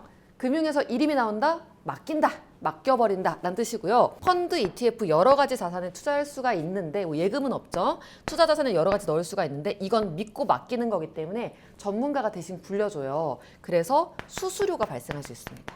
수수료가 다른 유형에 비해서는 좀 더 나올 수 있다라는 걸 기억하시고요. 세 번째, 가장 최근에 나온 중개형. 사실 가장 많은 분들이 찾는 ISA도 중개형이에요. 왜냐? 국내 상장 주식에 유일하게 투자할 수 있거든. 개별 주식에 투자할 수 있고 ETF, 펀드, 리츠 같은 또 다양한 상품들에 넣을 수가 있습니다. 근데 여기서 제가 좀 중요하게 말씀드릴 거는 이 ETF들이 공통적으로 있죠. ETF는 뭐예요? 저희 챗 JYP 2화에서 말씀드렸죠. 여러 가지 자산을 묶음으로 판매하는 상품이라고 했었어요. 그래서 신탁형, 일임형, 중개형에서도 국내 상장 주식, 개별 주식은 중개형 ISA에서만 가능하지만 뭐 해외 주식형 국내 상장 ETF 또는 국내 주식형 국내 상장 ETF, 채권형 ETF, 주식을 담은 ETF는 여기서 다 가입할 수가 있습니다. 이건 기억하셔야 돼요. ISA 계좌는 여러 가지 특징이 있는데요. 가장 첫 번째는 납입 한도가 있다는 거예요. 이 계좌 안에 넣을 수 있는, 내가 넣을 수 있는 돈 크기에 한도가 정해져 있어요. 일단 매년 연 단위로 2천만 원까지 넣을 수 있고요. 이게 매년 갱신되는 거예요. 그리고 의무 가입 기간이 있습니다. 만기 같은 거예요. ISA 계좌는 핵심이 절세죠. 이 혜택을 받으려면 의무 가입 기간 최소 3년은 가입해야 되고요. 최대 5년을 넘지는 못합니다. 5년 동안 최대로 내가 돈을 넣을 수 있는 한도는 1억 원. 1억 원까지 이 계좌에 돈을 넣을 수가 있어요. ISA의 핵심적인 내용이 나왔어요. 두 번째 특징이자 ISA 계좌의 정말 정체성 그 자체, 절세. 어떤 절세 혜택이 있는지 차근차근 살펴볼게요. 한두 개가 아닙니다. 과세이연, 손익통산, 비과세에서 분리과세, 연금계좌, 세액공제까지 세금으로 할 수 있는 모든 혜택들은 그냥 다 넣었다고 보시면 돼요. 미리 말씀드릴게, 투자에 있어서 확실한 수익이라는 말은 없잖아요. 있을 수 없는 얘기인데 절세는 수익을 확실하게 낼 수 있는 굉장히 강력한 몇 가지 안 되는 방법 중에 하나거든요. 그래서 이 ISA 계좌에서 투자를 많이 하시는 거고, 기본적으로 소득이 있는 곳에는 세금이 있어요. 소득을 벌었다라고 한다면 세금을 떼갑니다. 첫 번째, 과세 이연부터 보겠습니다. 세금을 부과하는 시점을 뒤로 밀어준다. 나중에 떼겠다는 거예요. 언제 떼는 거냐면요. ISA 계좌가 3에서 5년 정도 만기가 있다고 했죠. 최소 의무 가입 기간. 그래서 의무 가입 기간이 끝나는 그 시점까지 세금 부과하는 거를 밀어줍니다. 원래는 뭐 배당금 나올 때도 배당소득세 떼고 나머지 금액 주고 이자 배당소득세 연 단위로 또 이제 계산해가지고 떼가고 하는데, 그런 시점을 의무가입 기간 내가 설정한 이제 그만할 때까지 최소 3년 이후 그 시점까지 밀어준다는 거예요. 이게 왜 이렇게 좋냐? 원금에서 이자가 붙고 거기에 또 이자가 붙고 또 이자가 붙고, 이게 복리의 마법이잖아요. 근데 중간에 세금 막 떼가. 그러면은 이 복리의 마법의 힘이 약간 약해지겠죠. 이게 일반적인 계좌에서 일어나는 거라면 이 ISA 계좌에서는 얘를 안 떼가. 그냥 그대로 있어. 그러니까 여기에 이자가 또 붙고 또 붙고 또 붙고 하면서 눈덩이처럼 커가는 복리의 마법, 이 효과를 극대화시킬 수 있다는 거죠. 이게 적은 돈을 투자할 때는 별거 아닌 것 같은데 이렇게 세금을 나중으로 밀어주고 원금을 최대한 보전하면서 이걸 계속 재투자로 가져가는 게 시간이 갈수록, 그리고 원금의 크기가 클수록 굉장히 강력한 효과를 내거든요. 일반 계좌에서는 떼갑니다. ISA 계좌에서는 그럼 밀어주는 거예요. 뒤로 과세 이연시켜준다. 자, 근데 이렇게 과세하는 시점을 미루는 것만으로는 어차피 나중에 세금 뗄 건데 뭐가 또 좋은 건가 싶죠? 그래서 알아야 되는 게 두 번째, 손익통산이에요. 자, ISA 계좌라는 이 그릇, 계좌 안에서 여러 자산에 투자를 했어요. 근데 이 중에서 어떤 애들은 수익을 내고 어떤 애들은 또 손실을 내기도 할 거예요. ISA 계좌에서는 얘를 퉁쳐줍니다. 조금 복잡한 어떤 계산식은 있어요. 이제 비슷한 자산군끼리 손익통산을 해주는 이런 게 있긴 한데 어쨌든 쉽게 설명하면 마이너스 본 거를 감안해주겠다는 거예요. 그래서 일반 계좌에서는 너가 손실을 보건 말건 너 여기서 돈 벌었잖아. 여기서 세금 떼갈게 라고 한다면 ISA 계좌에서는 얘 이만큼 있죠. 이만큼을 덜어내고 너 순이익이 여기만큼이네. 이만큼이네. 너의 순이익에 대해서 손실과 이익을 통산해가지고 순이익에 대해서만 과세할게 라고 해주는 거죠. 그러니까 지난 3에서 5년 의무 가입 기간 동안 얼마나 많은 일이 있었겠습니까? 그 기간 동안 잃고 또 벌고 난리가 났을 텐데 결과적으로 3년 만기 땅 또는 그 이후에 5년 이내 어느 시점에 딱 만기, 그 시점에 너의 순이익에 대해서 과세할게 라고 하는 거죠. 자, 근데 여기까지 왔는데도 어쨌든 과세한다는 거잖아, 세금 낸다는 거잖아 라는 생각 드실 수도 있잖아요. 그래서 이제 세 번째로 넘어옵니다. 비과세와 분리과세. IS의 핵심은 비과세와 분리과세에 있어요. 이렇게 과세 이연하고 손익통산 짠 해서 순이익이 나왔죠. 300만 원 벌었다고 해볼게요. 300만 원. 300만 원에 순이익을 얻었어요. 이거에 대해서 그냥 15.4% 세금 땅 때리는 게 일반적인 세금이라면 ISE 계좌에서 너가 이 정도의 수익을 냈어? 우리가 이런 혜택을 줄게. 300만 원 순이익 냈지만 여기에 대해서 다 매기는 게 아니고 200만 원까지는 비과세, 세금 안 매길게. 날아가는 거예요. 그럼 얼만큼 세금 매길까요? 남아있는 여기 있죠.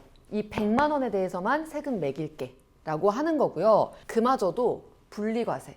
원래는 15.4% 매긴다고 했죠. 그게 아니고 이거에 대해서는 우리가 9.9%의 저율과세, 낮은 세율로 과세할게 라고 해주는 거예요. 서민형은 혜택이 더 커요. 여기서 차이가 발생하는 거예요. 여기는 200만 원 지금 날라갔죠. 서민형은 400만 원. 서민형은 400만 원까지 비과세입니다. 그러니까 같은 상황에서 300만 원의 순이익을 냈어요. 근데 서민형 ISA 가입자라면 400만 원 비과세 한도가 이 순이익보다 크잖아요. 다 날려주는 거예요. 그러니까 세금 안 내는 거예요. 까지가 여기까지 정리된 내용이고요. 보너스를 심지어 줍니다. 이 ISA를 보면서 이거 연금 계좌 아니야? 하시는 분들이 있는데 이 오해가 얘 때문에 생기는 거기도 해요. 정리해 드릴게요. ISA는 개인 종합자산관리 계좌죠. 얘는 사실 연금하고 상관이 없어요. 원래는 없었고 3에서 5년 정도, 단기에서 중기 정도 목표를 가지고 자산 형성을 도와주는 계좌인데 얘가 3에서 5년의 그 의무가입 기간이 끝나고 만기가 됐을 때 그 만기 자금이 있을 거 아니에요. 얘 가입하고 만기 됐을 때 그 돈의 일부를 연금 계좌로 이체하면 연금 계좌 세액공제에 원래 한도, 맥시멈 한도가 있는데 얘를 좀 풀어주겠다는 거예요. 연금 계좌 세액공제라는 게 원래 있잖아요. 연금저축에 대해서는 최대 600만 원, IRP까지 합산하면 300만 원 더해서 연간 900만 원까지 이 납입한 금액의 900만 원까지 소득에 따라서 16.5% 또는 13.2%의 세액공제율을 적용해서 세금을 환급해주겠다라는 제도가 있어요. 이거 어려운데 저희가 설명해놨어요. 이 제도가 원래 있는데 그러면 연 단위로 원래는 연금계좌 세액공제의 납입 인정 한도가 900만 원까지란 거잖아요. 최대로 해도. 근데 ISA 가입자들이 이 만기 금액을 이체하면 우리가 보너스 해줄게. 300만 원 더 붙여줄게. 최대 연 단위로 1,200만 원까지 연금계좌 세액공제 해줄게 라고 한 번 더 챙겨주는 거예요. 정부가 해줄 수 있는 게 많이 없어요. 세금으로 할 수 있는 게 가장 확실하거든요. 그래서 와우, 너는 자산 형성에 더해서 노후 대비까지 완전 훌륭한 걸 하면서 챙겨주는 겁니다. 하지만 얘는 무리해서 할 필요는 없어요. IS의 핵심은 얘는 이 세 가지입니다. 과세이연, 손익통산, 비과세와 분리과세를 통한 절세 혜택. 자, 이제부터는 ISA 계좌 안에서 어디에 투자해야 되는지 말씀드려 볼게요. 여러 자산에 투자를 할 수가 있습니다. 우리 ISA 계좌 만들어 놓고 내 돈 얼마간 한 1,000만 원 이체해 놓고 가만두시는 분들이 있는데요. 그러면 아무 일도 일어나지 않고요. 방금 제가 지금까지 말씀드렸던 모든 것들이 그냥 물거품이에요. 굴려야 돼요, 여러 자산에. 근데 여러 자산에 돈을 넣어 놓고 이거 약간 비율적으로 하시는 분들이 있어. 자, 항상 정책의 의도를 살펴야 돼요. ISA 핵심 뭐다? 절세. 절세 혜택이 중요하다면 뭘 해야겠어요? 원래 세금을 많이 내는 걸 여기다 담아야죠. 우리 어차피 ISA만 가져가지 않을 거잖아요. 우리의 주머니에는 뭐도 있어야 되냐면요. ISA랑 별도로 뭐가 있어야 되냐면 일반 증권 계좌, 두 번째는 연금 계좌, 장기, 단기, 얘는 중단기. 이런 목적으로 나뉘어져 있어야 되고요. 그런 의미에서 지금 우리는 ISA 계좌에 뭘 담을지를 보는 건데 일반 계좌라면 수익을 많이 넣었던 애들을 ISA에 담아서 절세 혜택 극대화하는 거예요. 첫 번째, 국내 개별 주식 어떨 것 같아요? 세금 원래 많이 안 내요. 원래 많이 안 내고요. 얘는 매매 차익에 대해서는 일반 소액 투자자들은 비과세예요. 세금 내지 않습니다. 얘를 굳이 IS에서 왜 투자해요? 그나마 그래도 이유가 있다면 손익통상 시에는 얘가 손실 내거나 수익 내거나 하면 손익통상 짠 해주기 때문에 그런 의미에서는 의미 있다. 얘는 ISA에서 B 마이너 정도가 되고요. 근데 그 개별 주식도 엄청 다양한 게 있잖아요. 삼성전자, 하이닉스, 현대차 등등등. 그 중에서 배당 많이 주는 고배당주. 배당을 목적으로 내가 국내 개별 주식에 투자했다라고 하면은 이 고배당주는 괜찮아. B 플러스 정도. 왜냐? 일반 증권 계좌에선 배당 소득세를 좀 냈었어야 됐잖아요. 근데 ISA 계좌에서는 그런 배당 소득세 과세 이연할 수 있고 또 비과세 혜택 받을 수도 있고 등등등 손익통산도 할 수 있고 그런 혜택이 있기 때문에 고배당주는 괜찮다. 국내 주식형 ETF는 얘는 ISA 계좌에서 하면 안 돼요. 국내 주식형 ETF 대표적인 거 뭐 있어요? 코스피 200 같은 데 투자하는 코덱스 200이라든지 2차전지 ETF도 있고요. 뭐 등등등. 국내 주식 위주로 담은 ETF 요즘 많잖아요. 또 코스피 요즘 잘 나가니까 국내 주식 ETF 많이 찾는단 말이에요. 얘는 매매 차익에 대해서도 비과세 원래 세금 안 내고요. 그리고 얘는 손익통산도 제외됩니다. ISA 계좌 얘는 한도가 있기 때문에 알차게 써야 돼요. 이런 애들 담으시면 안 돼요. 자, 세 번째. 해외 주식형 ETF. IS에서 해외 주식 투자 안 되는 거는 말씀드렸죠. 국내 주식, 개별 주식만 되고 해외 주식 투자하려면 해외 주식형 ETF 여기에 투자하셔야 되는데 얘는 완전 A 뿔뿔뿔. 결론부터 말씀드리면 ISA에서는 해외 주식형 ETF 투자하는 게 거의 정답이라고 보시면 돼요. 원래 얘는 일반 증권 계좌에서 투자하면 매매 차익에 대해서 배당 소득세 내야 되고 그리고 뭐 배당도 나오면 여기에 대해서도 세금 내야 되는데 그런 것들이 지금 절세가 되다 보니까 많은 것들을 아낄 수가 있습니다. 그래서 해외 주식 많이 담은 ETF 뭐가 있어요? 좀 많이 투자하는 거. 타이거 S&P 500 ETF 이런 거 있잖아요. 국내에 상장된 해외 주식형 ETF는 ISA에서 투자하는 게 똑같이 투자하더라도 세금 아낄 수 있는 방법입니다. 얘는 완전 찰떡궁합. 근데 이제 얘네를 아울러서 그래도 괜찮은 그런 ETF가 고배당 ETF. 그러니까 고배당이라는 이 특징이 붙으면은 ISA랑 잘 맞아요. 배당을 많이 준다는 뜻이잖아요. 배당은 배당 소득세를 떼가잖아요. 근데 ISA는 그런 세금 줄일 수 있는 계좌잖아요. 그러니까 기본적으로 고배당주 또는 고배당 ETF는 그래도 괜찮다. 얘는 이제 A뿔 정도. 그래서 해외 주식형 ETF A뿔뿔뿔, 고배당 ETF는 A뿔 정도. 그리고 채권형 ETF 얘도 괜찮아요. 매매 차익에 대한 세금, 배당금에 대한 세금 이런 것들 아낄 수 있기 때문에 괜찮고 얘는 이제 A뿔 정도고요. 핵심은 절세예요. 아까 다양한 자산들을 예를 들어봤죠. 몇 가지를 반란해봤는데요. 첫 번째는 국내에 상장된 해외 주식 ETF. 이거 너무 괜찮다고 했죠. 두 번째, 고배당주 또는 고배당 ETF 있고요. 세 번째는 채권형 ETF. ETF는 뭐 담고 있는지가 중요하다 했죠? 주식이에요. 위험성이 조금 더 높아요. 일반적으로 이렇게 봐요. 그리고 고배당은 주가가 막 출렁거리진 않는데 배당은 그래도 안정적으로 준다라고 해가지고 주가는 좀 안정적이라고 보죠. 가격 움직임이 기본적으로 안정적일 것이다라고 기대하죠. 채권은 가격이 들썩이지 않을 거라고 기대하죠. 그러니까 기대하는 게 달라요. 조금 더 공격적인 성장성 있는 애가 이 주식형이고 배당이나 채권 이런 용어가 들어가면 안정적인 걸 생각한단 말이에요. 그래서 여러분들이 공격형이냐 안정형이냐에 따라서 이런 것들의 비중을 좀 정해볼 수가 있습니다.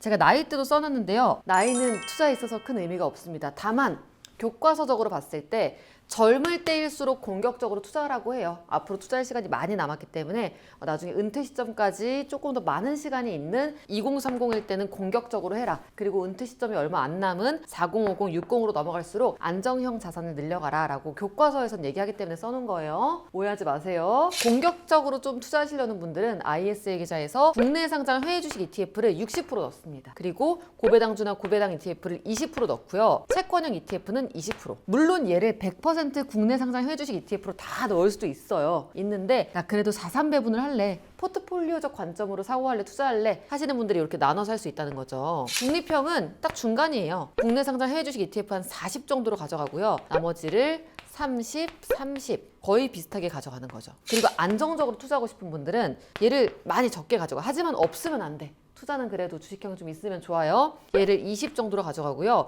여기 이제 고배당주나 고배당 ETF를 40, 또 40 정도. 또는 얘를 한 30 정도 가져가고 여기를 50 정도로 가져갈 수도 있고요. 채권형을 조금 더 가져갈래 하시는 분들은 이런 정도로 나눠보실 수 있습니다. 이게 여러분들의 성향이 이 셋 중에 하나일 리가 없어요. 이 그라데이션이거든요. 여기에서 이 중간에 있을 수도 있고 아니면 더 안정적일 수도 있고 더 공격적일 수도 있는데 일단 가이드라인은 요 세 가지를 비중을 좀 이제 나눠가지고 나만의 포트폴리오를 만들 수 있다. 또 하나, 내가 1,000만 원 있고 2,000만 원 있고 있다고 해서 한꺼번에 이걸 만들려고 하시면 안 돼요. 내가 뭐 1,000만 원이 있어.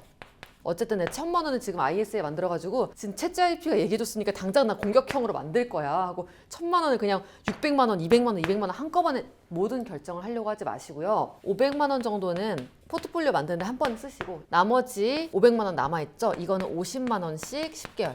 50만 원씩 매달 내가 선택한 자산을 추가적으로 적립식 매수하는 식으로 활용하시는 게 좋습니다. 자, 여러분, 근데 이 ISA가 우리한테만 좋은 게 아닌가 봐요. 정부도 너무 좋아해. 정부의 의도 뭐였어요? 국민들의 자산 형성을 지원하겠다. 뭘로? 절세 방식으로.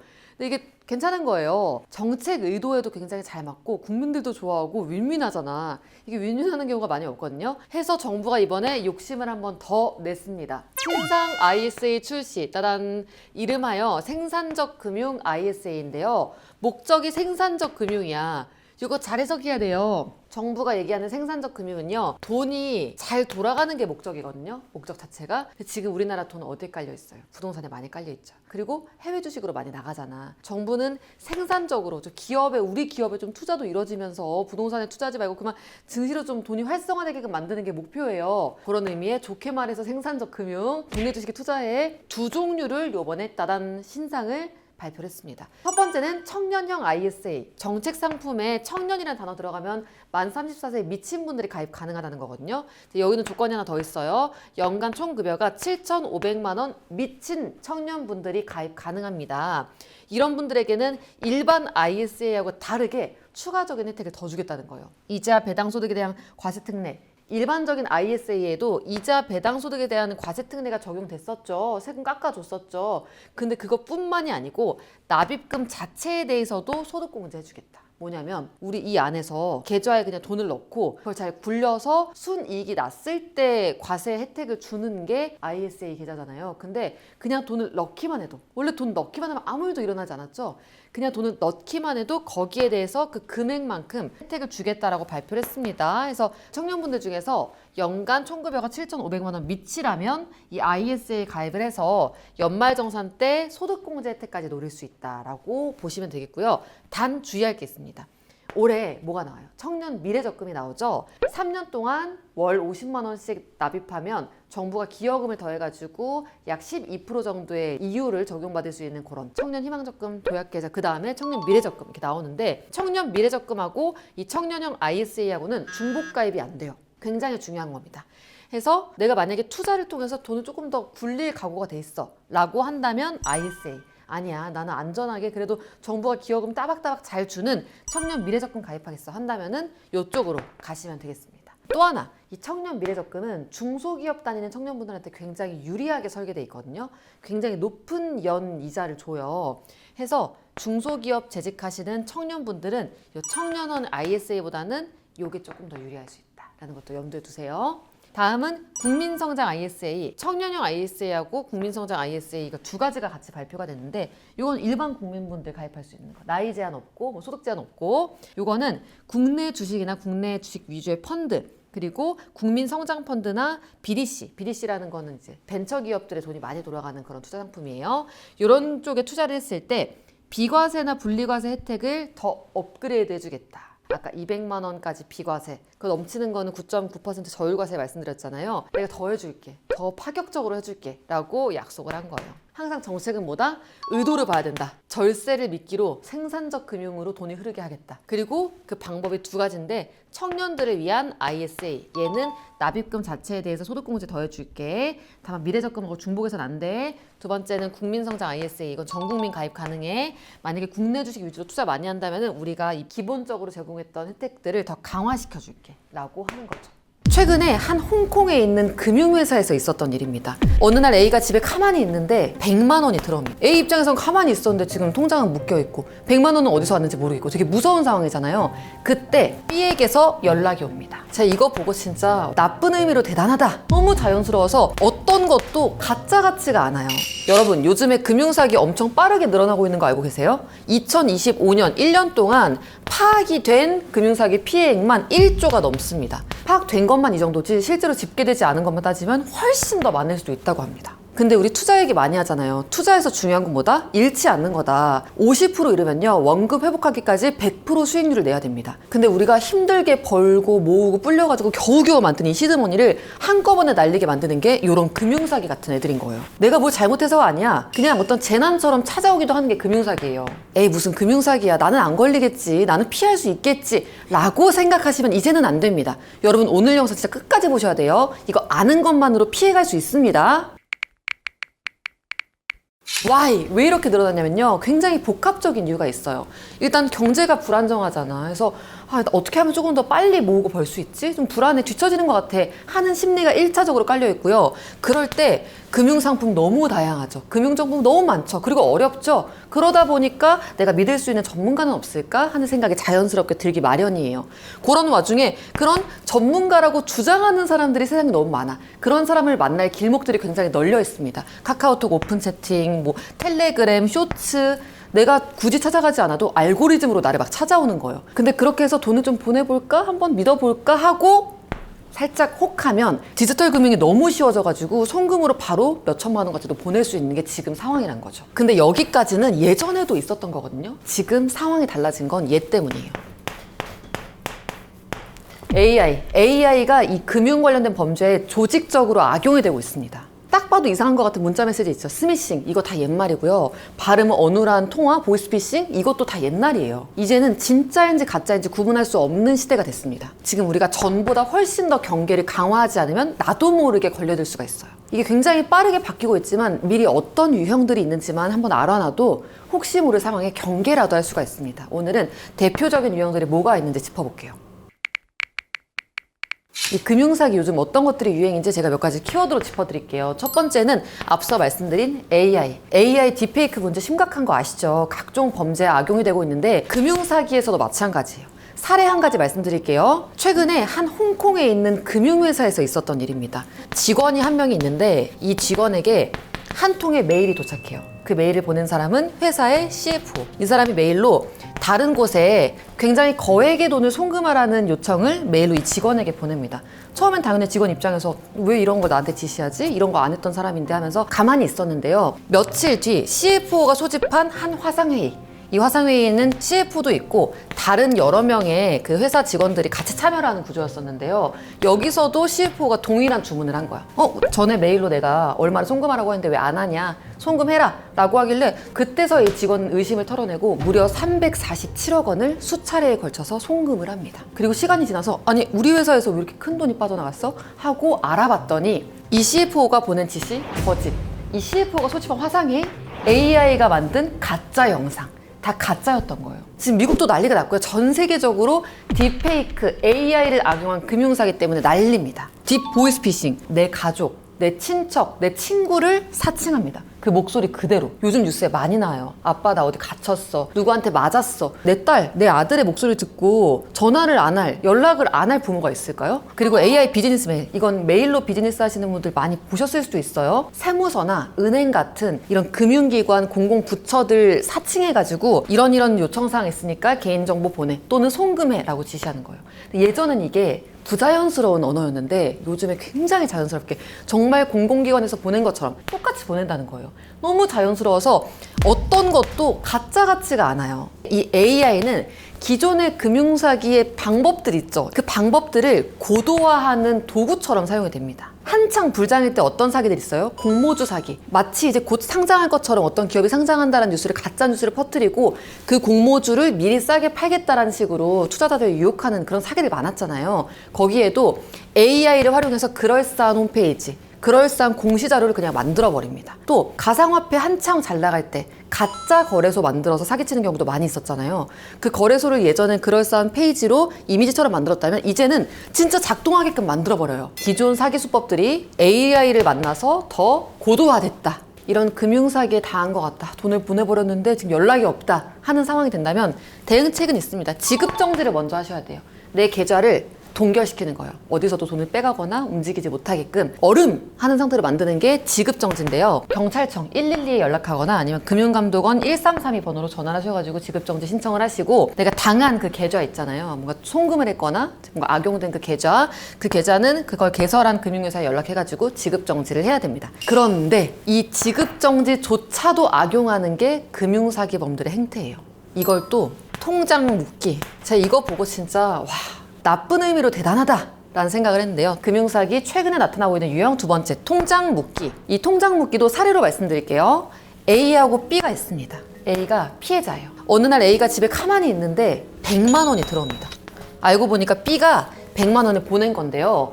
모르는 사람이에요, B. 근데 B가 자기가 지금 거래하고 있는 은행에다가 나 보이스피싱 당해서 이 100만 원을 나도 모르게 이 A 계좌로 보내게 됐어. 이거 어떻게 해야 되라고 신고를 했고 은행은 이거를 A 계좌를 지급 정지를 시키는 거예요. A 입장에선 가만히 있었는데 지금 통장은 묶여있고 100만 원은 어디서 왔는지 모르겠고 되게 무서운 상황이잖아요.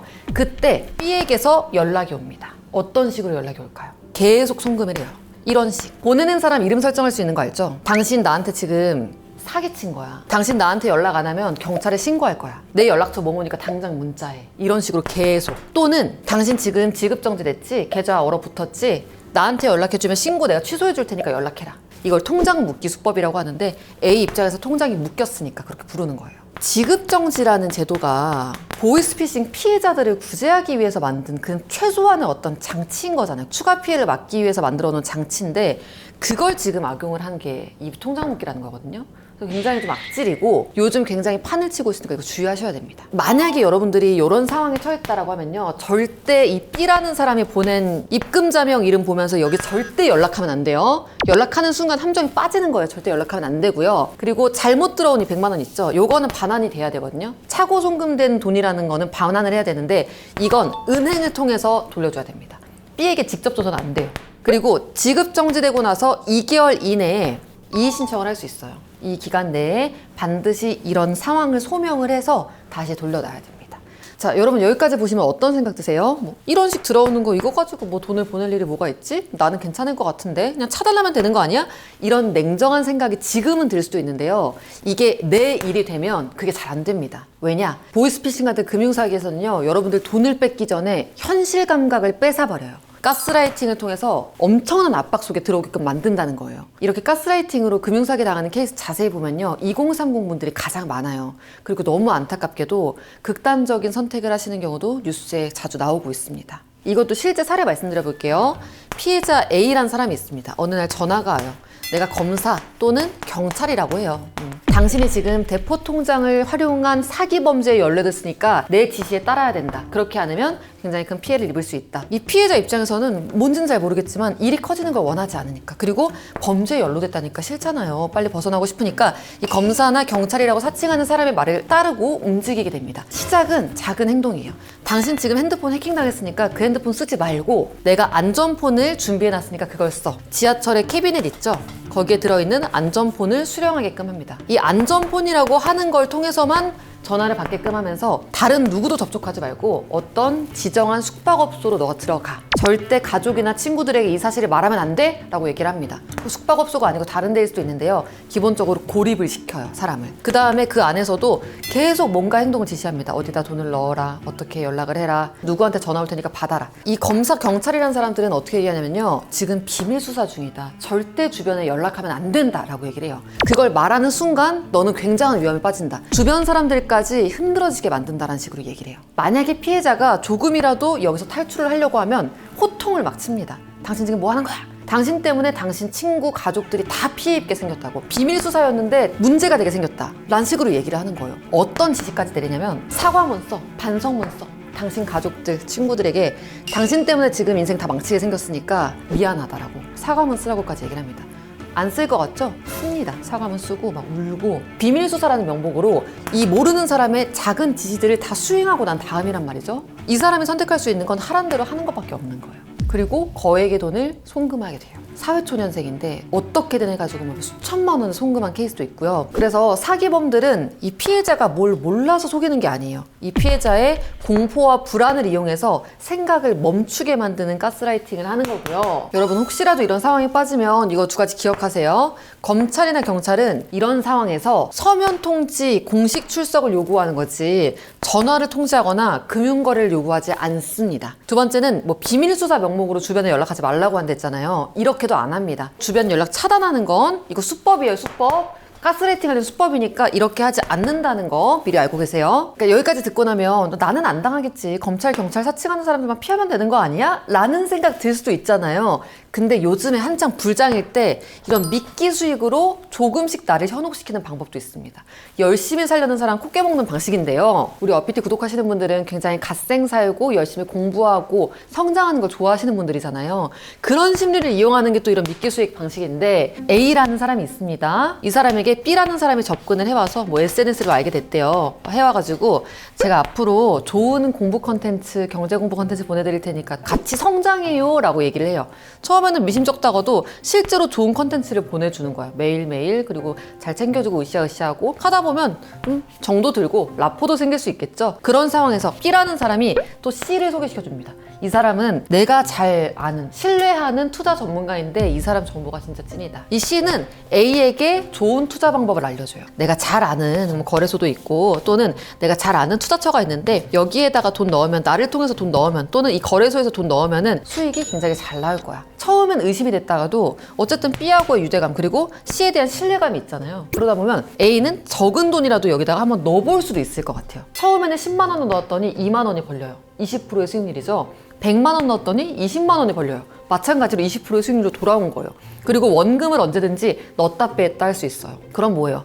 여기다가 1,000만 원, 2,000만 원 안 넣으면 바보 같은 느낌이 들겠죠. 결국에는 수천만 원을 대출까지 받아가지고 이런 모르는 사람에게 입금하고 또는 거래소에 넣고 이 사람들은 사라지게 됩니다. 연락이 안 닿아요. 또는 연락이 닿는다고 해도 이 원금을 인출하려면 얼마가 더 필요합니다라는 말도 안 되는 얘기를 해요. 보증금이 필요하다. 원금의 20% 되는 돈을 너가 더 넣어야 원금 다 출금할 수가 있다라는 식으로 돈을 더 뜯어냅니다. 그러니까 나중에 뭔가 이상한데 하고 나오려는 사람한테까지도 더 뜯어내는 거예요. 이런 미끼 수익, 약간의 보상, 챌린지 포인트, 아니면 뭐 10%, 20% 소액으로 소소하게 버는 그런 경험들을 통해서 조금씩 신뢰를 하게 된 사람들을 확실하게 한 번에 낚아내는 거. 그게 미끼 수익 방식인 거예요. 금융사기 당한 것 같다 의심되는 상황에서는 이렇게 한번 해보시면 돼요. 내가 입금하거나 송금한 금융회사에 연락해서 지급정지 신청할 수 있고요. 경찰서 112 있죠? 아니면 금융감독원 1332에 연락해서 지급정지 할 수 있도록 연결할 수 있어요. 두 번째는 이거 휴대전화 악성앱 깔아가지고 개인정보 유출된 것 같아 하는 의심 상황이 있을 때 휴대전화 일단 초기화하고 악성앱 삭제해야 됩니다. 기본적인 거죠. 그 다음으로는 개인정보 노출 사실을 등록할 수 있어요. 이거 인터넷으로 들어가서 내 개인정보 노출됐다라는 사실을 등록하시고, 그 다음으로는 경찰서에서 사건, 사고, 사실원, 지금 내가 피해를 입었어, 그 사실원 자료 떼셔가지고 금융회사 가서 피해 구제를 신청할 수 있습니다. 관련된 자료들이 굉장히 많은데 이거는 키워드만 기억하시고 문제가 있으면 경찰서에서 서류 떼서 금융회사 가서 피해 구제 신청할 수 있다라는 것까지 기억하시면 돼요. 근데 여러분, 이거 보시면 속이 좀 답답하지 않으세요? 해결되지 않은 것 같은 느낌? 당연합니다. 원상복구 시키는 건요 거의 불가능해요. 사실 이 금융사기를 작정하고 하는 사람들이 많기 때문에 우리가 피해 사실을 알더라도 피해를 입기 전으로 돌이키기가 쉽지 않아요. 추가 피해를 막는 것 정도로 마무리를 짓는 거지 피해 복구하기 굉장히 어렵습니다. 그리고 여기서 중요한 말씀 하나 드려야 될 것 같아요. 오늘 우리가 요즘 금융 사기들 이런 트렌드, 이런 형식으로 많이 접근한다라는 얘기를 드렸잖아요. 근데 이 4개를 여러분들이 완벽하게 이해하고 외운다고 해서 피할 수 있는 건 아닙니다.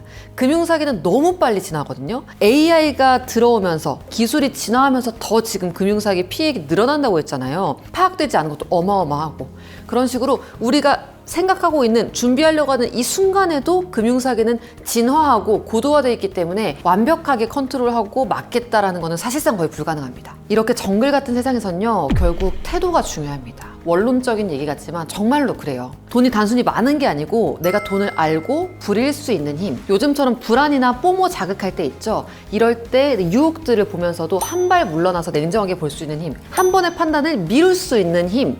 그리고 모를 때 물어보는 힘. 이런 것들이 요즘 더더욱 중요한 거예요. 어떤 유혹이 와도 여러분들을 지킬 수 있는 마지막 방어선이 이런 힘입니다. 그리고 어피티는요, 여러분들이 이런 힘을 키우는데 도움이 되고 싶어서 만든 미디어예요. 어피티, 당당하게란 뜻이잖아요. 여러분들이 돈 앞에서 당당하게 뭔가에 위축되지 않고 휘말리지 않고 당당하게 경제생활을 해나갈 수 있게 만드는 게 저의 미션이거든요. 이런 정글 같은 세상에서 내 돈을 잘 지킬 수 있게끔 만드는데 여러분들 도움 드리고 싶습니다. 자, 오늘도 숙제 나갑니다. 이 영상, 지금 시청하고 있는 이 영상 URL을 복사하셔서 가족, 친구, 친척들에게 보내주세요. 그게 여러분들이 많은 사람들을 살리는 길이에요. 자, 오늘은 약간 저희 무겁지만 굉장히 중요한 돈 지키는 이야기로 말씀 나눠봤는데요. 다음에는 이 챗 JYP 여러분들에게 더욱 유용한 영상으로 인사드리도록 할게요. 여러분 어바!